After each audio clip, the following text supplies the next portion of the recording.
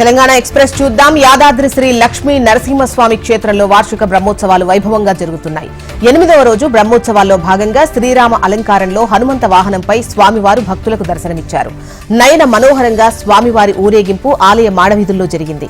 వేద మంత్రాలు, మంగళ వాయిద్యాల నడుమ అంగరంగ వైభవంగా స్వామివారి ఊరేగింపు నిర్వహించారు.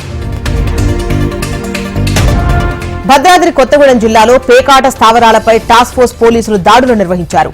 బూర్గంపాడు మండలం సారపాకలో పేకాట స్థావరంపై దాడులు నిర్వహించిన పోలీసులు 5గురిని అదుపులోకి తీసుకున్నారు. వారి వద్ద నుంచి 22,000 నగదు, 5 సెల్ ఫోన్లను స్వాధీనం చేసుకున్నారు. పట్టుబడ్డ 5గురిలో పాల్వంచ పోలీస్ స్టేషన్ పరిధిలో కానిస్టేబుల్ గా పనిచేస్తున్న మోహన్ ఉండటంతో ఈ అంశం చర్చనీయాంశంగా మారింది. హైదరాబాద్ లోని సనత్ నగర్ లో గంజాయి విక్రయిస్తున్న ఇద్దరిని సనత్ నగర్ ఎస్ఓటీ పోలీసులు అదుపులోకి తీసుకున్నారు. భువనేశ్వర్ నుంచి నిందితులు గంజాయి తీసుకొచ్చి హైదరాబాద్ లో విక్రయిస్తున్నట్లు పోలీసులు గుర్తించారు.